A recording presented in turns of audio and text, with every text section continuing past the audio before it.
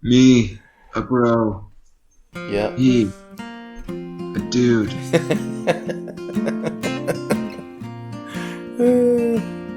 That's good stuff. All right. Let's try it. Okay. Welcome to the We Will Journey podcast. We're talking about faith and life as it happens, and not the glossy exterior we wish it was. Oh. What, man? What did I do wrong? I think you said it's because all the things I was thinking about before. But we can edit that. You got that part good. Oh. You got it good. Okay. Okay. All right. Okay, just... Now it's your turn. Good? Yeah. Wait. We're going to get under the surface.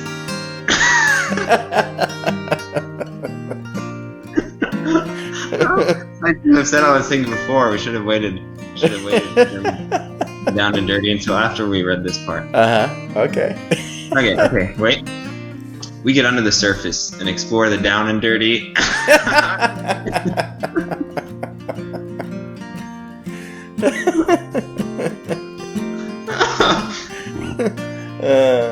Okay. Maybe we should. It doesn't have to be word for word, right? No. I mean, I gave an interpretation. Okay. All right. We get under the surface and explore the down and dirty of life as it pertains to our beliefs, our relationships, politics, and absolutely everything else. Oh, there we go. That was good. All right. When I'm dead, laying in my coffin, all my friends all gather round. They can say I'm just sleeping good alone, the sweet peace I have found.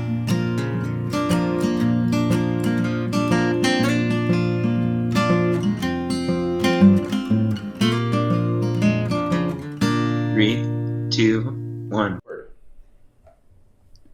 Done. Well, hello, Seth. Good. I like that hat that you're wearing today. This is my favorite hat. Really? I've never heard of it.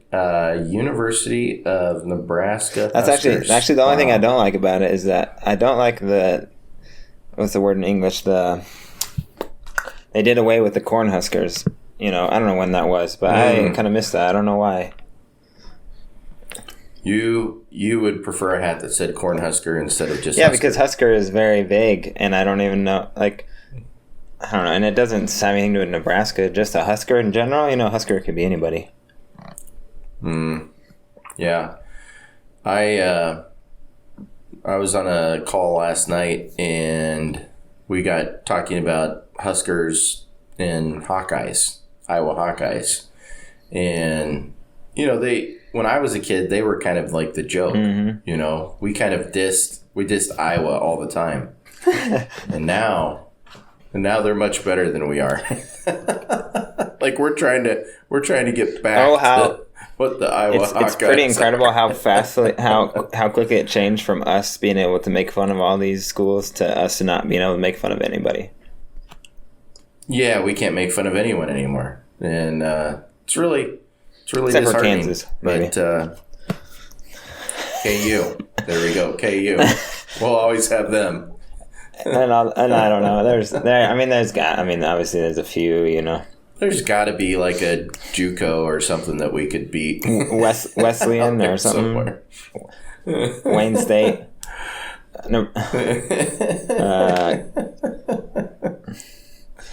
We're coming back though. We're coming back, Seth, baby.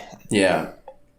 They're playing it. The sad thing is they're gonna come play in Ireland, and they postponed it like 3 years in a row, and I didn't realize it was this year. But it's gonna be while we're in the States. Okay. So Seth, how soon is camp coming up? We've got. Speaking of coming to the States, you do camp before you come to the States. So, how close are we to you being gone for camp? Is this our last time recording? No, 2 weeks until camp. You got 2 weeks, so okay. Well, that sounds good. Are you excited? Everything coming together for camp this year? Yes and no. I mean, not that. Yes, I am excited. It's not no that I'm not excited. It's just everything is coming up very quickly. And this year especially has been more changes than usual. You know, we have a different location for this year for the camp that I'm going to be at. We have, you know, a lot of Ukrainian refugees that will be coming. And it's basically like right now, as many as we could take, they would send us. We keep hearing from more and more people that have connections, and just in like this area, that have connections to orphans, or some of them might just be kids where they're here with their moms, but their dads are still gone. It's in Ukraine. In Ukraine, so it's different. There's different groups. There's one lady who has a bunch of kids that she took in. And then there's like official orphanages where they have a bunch of kids. And then there's, I don't know, different connections we have. So. Wow. Yeah, that's going to be fascinating. We have people coming at least one of the weeks. We're trying to get people for both weeks who can speak the language or speak Ukrainian and or Russian, but still figuring out some of those details. It just jumps at you like a snake hiding in the bush, you know, camp. It's like you're just going around and going about your daily business, and then you realize camp's starting in a couple weeks. Right. Not really, because we're preparing for it, but it still goes so quickly. So how many kids will you have this year at camp? Projected number. Yeah, so I mean, it kind of depends on what ends up happening with all these different groups of refugee kids, but probably at our location about 30 kids per week, same as other locations, so about 120 total. Potentially a few more if we're able to get more help. You know, if you're gonna come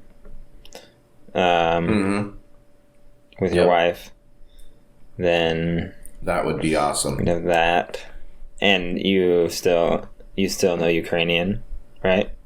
And Russian. I'd have to brush up. Actually, when you said that the other day at our district conference, I met a couple, and he has studied Russian for years and years because his dream has been to go to Russia and do ministry for a long time. Wow. And now, obviously, that's all on the back burner. They don't know what's happening. But anyways, so there's your guy that speaks Russian right there. Really cool young couple. They love coffee. They both love coffee. She's a nurse. And very bright. I got to hang out with them a little bit, and super cool. So that is cool, man. I think I got his number. I think I have his number. I'd have to look. Wow, look at you. So got it. Getting some digits. That's right. Got the guy's number. Yeah, I just watched his number. I just watched an episode of Seinfeld, one of the very first episodes ever, you know, when it debuted, because it's on Netflix now. And it revolves around Jerry trying to figure out how to break up with his guy friend, because he doesn't really get along with him, but they're childhood friends. And George tells him, well, you just got to break up with him, just like you would with a girlfriend. And so he tries it, and the guy gets really emotional and really hurt, and so he can't do it. And he ends up giving him tickets to the Knicks game instead. It's tough. Yeah, it's tough. I don't know if I've ever had have you ever like broken up with a friend? Yeah. Yes, I have. Yeah. It was relatively painless. I shouldn't say painless, because I did feel a little hurt by it, but I also realized like there isn't much point chasing this thing. So, I mean, maybe he broke up with me, and I just kind of like let it go, right? Maybe that's how it went. But I didn't chase it. It was one of those friendships where it felt like I did all the initiation, after a certain point. And so I finally just got tired of initiating stuff and I stopped. It was over. That was it. Okay, so there wasn't like official conversation or voice message. No, nothing like that. It's not you, it's me. I did have a guy, we weren't close friends, but a dude that I knew that did that with me. People break up with me, I guess. Right. That makes sense. Yeah. But anyways, he broke up with me because of some sarcasm that I used. It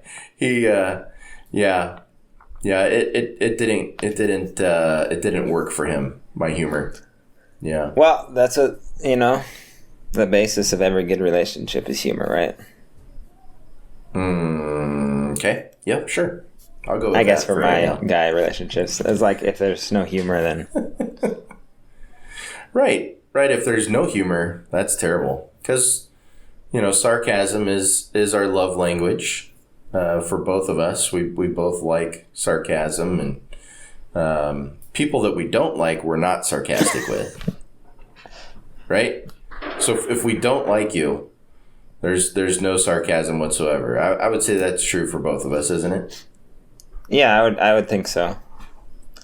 I've been learning over the years something that I've been having to mature in. I don't even know if mature is the right word, but I've had to learn is like we probably talked about that before, but who you can be sarcastic with and who you can't, and then sometimes you find out pretty quickly,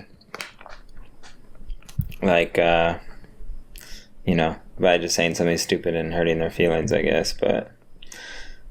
Yeah, there's something good to be said about a comfort level of being able to be yourself in humor, like whatever your humor is or whatever, like being able to just relax and know you can be yourself with that, and not feel like. I mean, obviously you could still hurt someone's feelings and say something stupid and whatever, but it's not really. There's a certain level where you get to where.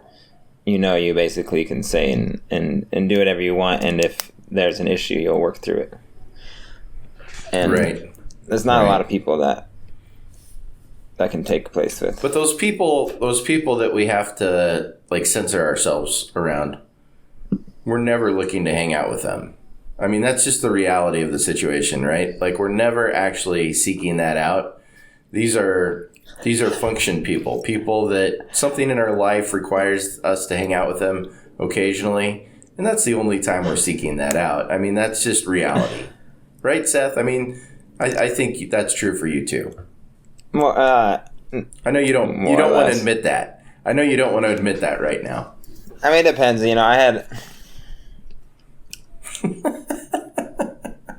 I've had some friends. It's interesting because also... just our faith or sports or something like that can also bring friendship about. But that's kind of the realm within, where your friendship kind of stays. It's like, okay, we play basketball together or we play volleyball together and we get along because of that, and we can, but then... That's where it begins and that's where it ends. Yeah. So there's still, I guess there's different levels or different kinds of friendship where you still really enjoy getting along with that person. It's not that you don't want to. You even look forward to it because it's like, it's like connected with that activity. There might be some of that, you're a chess master, right? Don't you used to do in a chess club? So.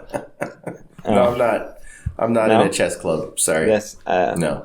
Sorry, I guess I got you confused with someone. But that would be an example, probably, right? Like you have your chess club friends? No, I don't. I don't know if I have a lot of that. I'll be honest. Like, my friends are friends. I don't know as if I have a ton of friends that are in these gray areas that you're talking about. Are you part of but you're not part of any club or league or something? Or are you? I would say I have some like friends that maybe are chaplains and stuff that I work with that I have more professional relationships with and not personal relationships with. That might be an area, but I don't have like the basketball guys or anything like that. Just because I live in such a small area, that's not like a thing that we do really. So, so I just have friends basically. You don't go check out like how people you go check out like the crop circles in the cornfields with or something.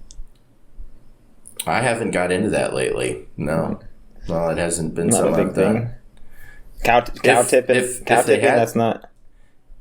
If they had crop circle people, I definitely would join that group though. Like if that's a group I would join. That sounds like a lot of fun. I mean, Mel Gibson did that, so.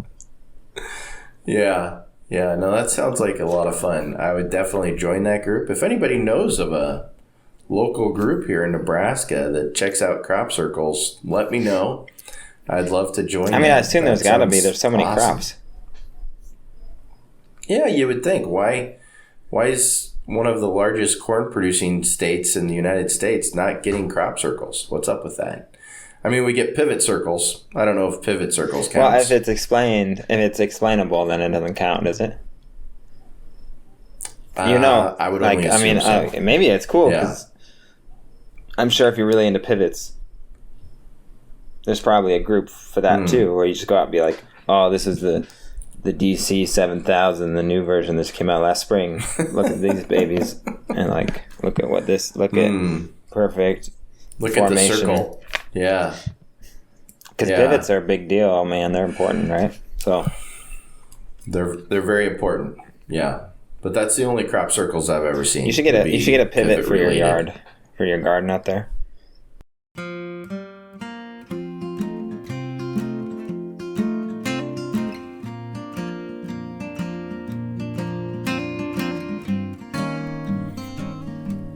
Well, we have a pretty complex watering system for the garden this year. I saw that. Went out, right? Did you have that last year with the tarp over it and like all the? Maybe there was tubes going through or something. We had the irrigation system on the pumpkins last year because Cade was supposed to be growing pumpkins, but Natalie is actually the one that did most of it. Previous year, he was super into it. We made it too easy last year. He didn't get into it at all. But so she took that system and put it in her garden this year. Yeah. So what kind of stuff, if your kind of pumpkins are sort of in the past, you're saying, so what are you guys all in on now? That's private. Oh. No. That feels like a personal conversation. Yeah, moving on. I would say, did you watch the NBA? I'm not going to tell you. Did you watch the NBA finals? I watched highlights of it. I was super stoked that the Warriors won, though. You're a California guy? Yeah. I just like that team. I like that team. Yeah, they're a great team. Everybody kind of talks about them as just like pure basketball. Like they are kind of what basketball should be, and so yeah, I'm a huge fan. In the sense that I'm an incredibly passive fan, and I don't spend a lot of time engaging with it. So, however huge of a fan that makes me, I don't know what that would be. But I watch a few highlights. If it doesn't take more than 15, 20 minutes, I'm into it. I can't really give it more than that, maybe once or twice a week. Lukewarm, I'd say. That sounds... That's not like huge fanness. But if it's probably like, the Huskers right now, maybe because they're not so good. Are you kind of like that too? Or it's like you just watch the highlights? If the Huskers were as good as the Warriors in football. I don't watch a game, man. If the Huskers are playing, count me out. Like, I'm not really all that interested because... Get relevant and then that's what I mean. Like, so you're probably, because the Warriors are just so good that you have to at least be passively interested. You have to tune in a little bit. The Huskers are so bad, but you're still in Nebraska. It's kind of part of who we are. You can't not at least have an idea. I actually can. Right? I can. I'm not into it at all. I've kind of switched from college sports to primarily professional athletics. I thought you were going to say like women's Scandinavian wrestling or something. I'm into that too, but that's more of like a side. Icelandic slapping, face slapping. Oh, I have seen the face slapping videos a couple of times. That's really interesting, isn't it? Like, that's something I don't want to do. I feel like that's something you could only do for like 6 months professionally. That's just like, that's crazy. That's crazy. It's like what an NFL player gets in 15 years for brain damage happens in 6 weeks. Oh yeah, that is crazy. So many crazy things out there. But yeah, no, I've kind of switched to pro sports. Football is just so much better than college. Pro football is so much better than college football. It's much easier to watch, and not nearly as much stupid stuff happens that you're like, what were you thinking? Of course, we got a couple teams that always deliver, like the Lions, the Detroit Lions. Normally they deliver. Cleveland Browns. But I'm actually rooting for both those teams. I want them both to be relevant and good again. Well, the Browns have been on the uptick and maybe are back down on the downtick, but Lions they're are a mess. pretty consistent. They're still a mess. I mean, well, they say the Lions are kind of getting a little better, but I've heard that many times. They got a fiery coach. Fiery coach. He's got some good press conferences. Yeah, but no, it's what I enjoy about pro sports is you get to know the players. That's the hardest thing with me. Also here, college sports are way less accessible because here, obviously nobody's really watching American college sports, whereas all these other leagues are becoming more and more international, especially the NBA and the NFL. Yeah. So, but you just don't, you don't get to know players even in college football anymore. It feels like if they're good, they're leaving as soon as possible. And it doesn't seem like it's. Now maybe they'll be staying. Maybe they're getting paid so well that they'll just stay as long as possible. They'll never leave. That's actually true. Like if you somebody like Tim Tebow a few years ago, if he would have been getting paid, which I don't know if he would have or not done it, but he would have been getting paid. He was the greatest college football player in that era, and he probably would have gotten, easily 7 figures. And he wasn't necessarily a great pro football player, but he didn't have to be. Not necessarily. No. It was different. Or Eric Crouch. Yeah. Eric Crouch would have been a great example. That dude would have never even attempted to have left Nebraska. He would have just stayed. He would have stayed here. He would have got so much money through his college career, and then he would have just retired. He would have retired and then been at the football games. You still got some years of years of eligibility? You know what? I wonder about that.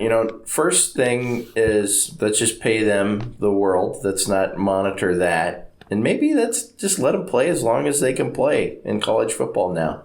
Why worry about red shirt and all that stuff? Just bring them in and let them play. Let's not worry about academics. Let's just throw that out. Like they ever did. Let's stop pretending that these kids are taking classes and that they don't have tutors doing it for them. just pay the kids, let them play as long as they can play. Did Tom Brady leave after his junior year? Just imagine he's gonna come back. He's gonna retire when he's 48 or whatever in the NFL. And he's gonna go back and play college for one more. Go back to Michigan. Can you imagine how much money he could make? Oh my gosh.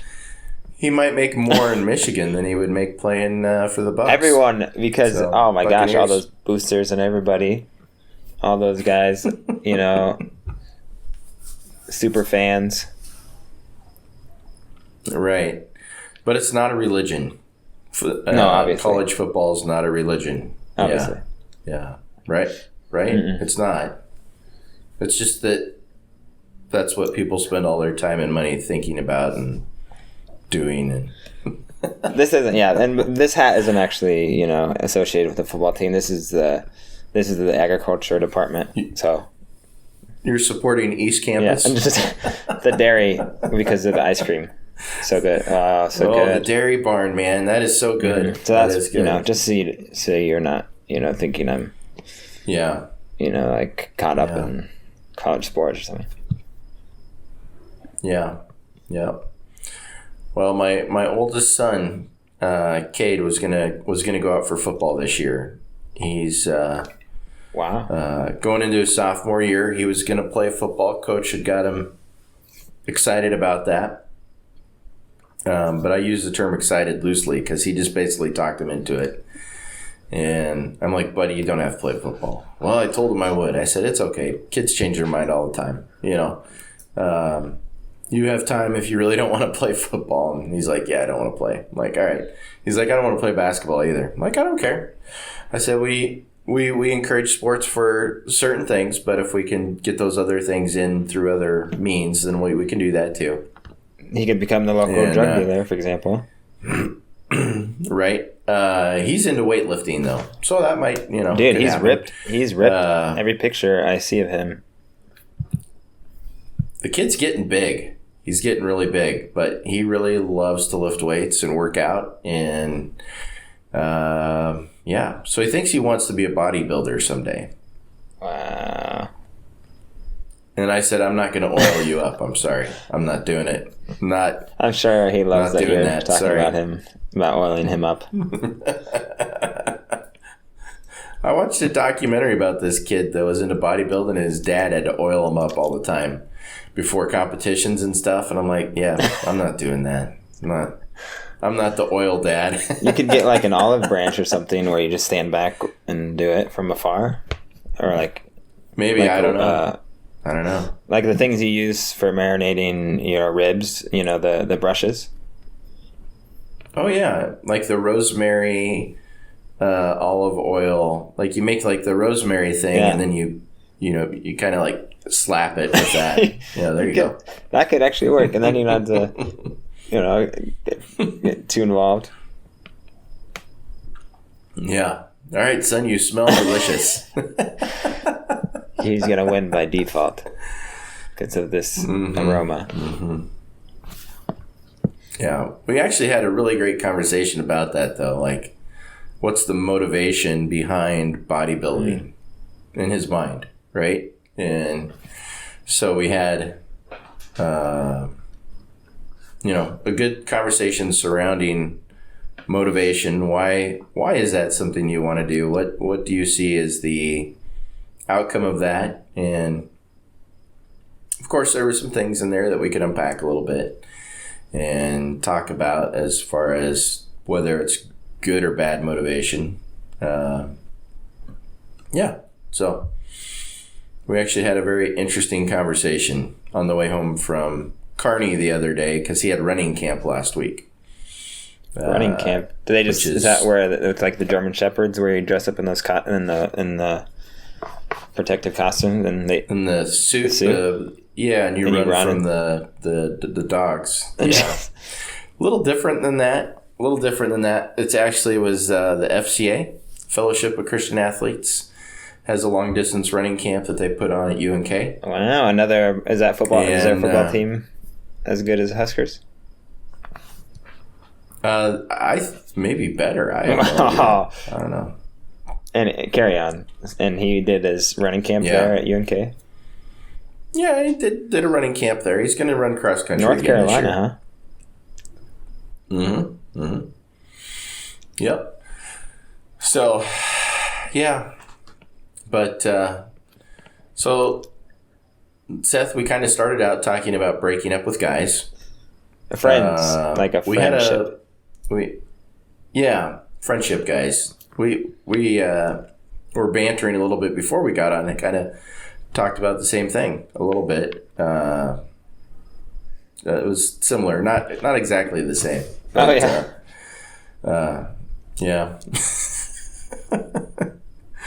But anyways, it's been great talking, Seth. I appreciate the time. We won't go down that path, but any parting words, Seth, that you'd like to... We were talking about coffee before. Do you want to tell us about your new espresso machine before we sign My off? My new old... Actually, I wanted to look up exactly what year it was built. Because we were talking about... So it's a reproduction, though. It's like a reproduction of a vintage machine. Am I understanding that right? I think they just made it. I think that's just the style. It's like KitchenAid. I think it's like that. You know what I mean?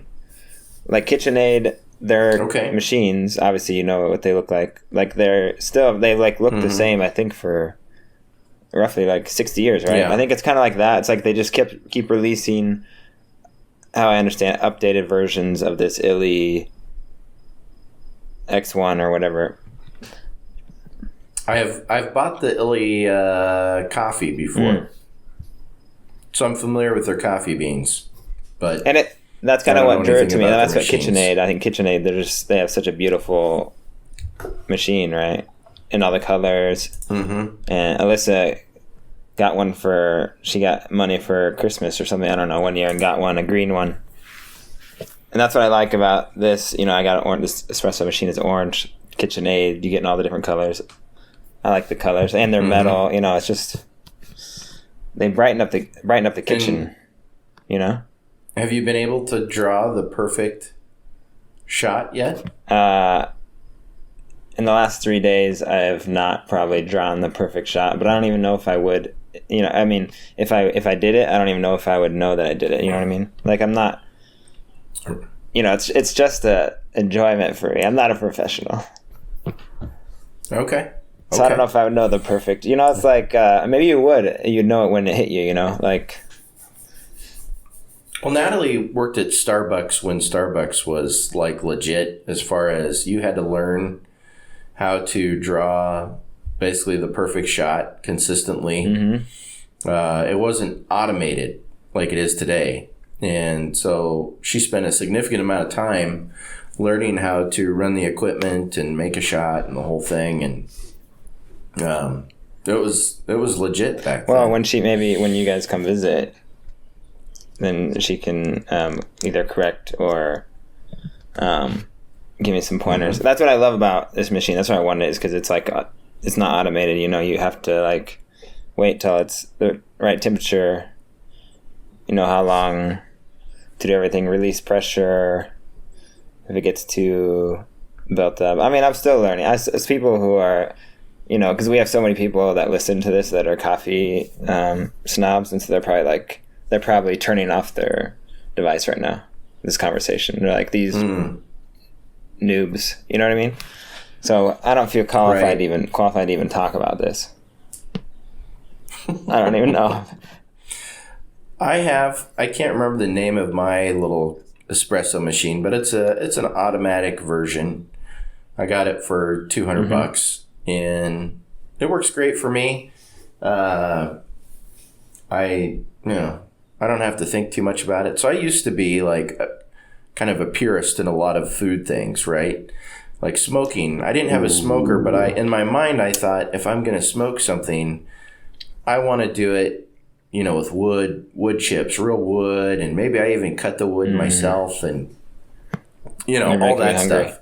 Well, my boss gave me his old Traeger with the pellets, and with the pellets, and I plug it into the wall and I smoke meat, and I love it. I mean, what a stupid idea that was. Go cut my own wood and smoke something and babysit it all day long. I plug it in, I put my meat in there, I fill up my pellet thing, I go do something else for 8 hours or whatever, and then I come back and I enjoy my delicious meat. And, not everyone has a boss that gifts them a Traeger, though. That's the thing you got to think about. Oh my goodness. It was just wonderful. I'm like, how did I ever... What was wrong with my brain to think that this would not be so enjoyable? Now are you also just doing like Tostino, is that what it's called? Tostinos and Jacks and Tombstone pizzas? Because you're like, all these years I spent time making my own tomato sauce. make it a pizza, and then you're like, and then I realized at Walmart for $1.50 you can get. I just throw it on the Traeger and it makes it just so good. Smoky delicious. Smoky delicious pizza. Oh my gosh. Who needs? Yeah. I used to go all the way to the dairy to get my milk. Now I just buy this powdered stuff. Straight from the back of McDonald's. I have a guy. Yeah, that's Sell nice. by the it's pound. Nice having a McDonald's guy. He just gives me a pound of powder. Add a teaspoon of water for enough froth for my espresso cappuccino. You're making me hungry. Make it a pizza. So, hey. All right, brother. Well, it's been good talking. With inflation, you better watch out with those pizzas too. The Jacks are probably going up in price too. You might want to think about that. Oh, dude, man, I can't afford them anymore. But it was so. All right, blessings to you, and we're at our half-hour mark. So I'm gonna sign out, and thank you for that. That's very nice. I was just trying to Sammy Give me Sosa. like a little kiss peace sign. Is that Sammy Sosa? He did something like that. The pounding chest, and I have to look it up. But ever since the steroid stuff, probably shouldn't do that. Brings up hurtful memories. All right. Okay. Well, I love you. It was Love good you talking, too, man. And I'm not breaking up with you today. I do appreciate that you clarified that before you hung up, though. I've got Actually. a mother, a sister, All right. and a brother who have gone to that sweet home. Well, I'm determined to go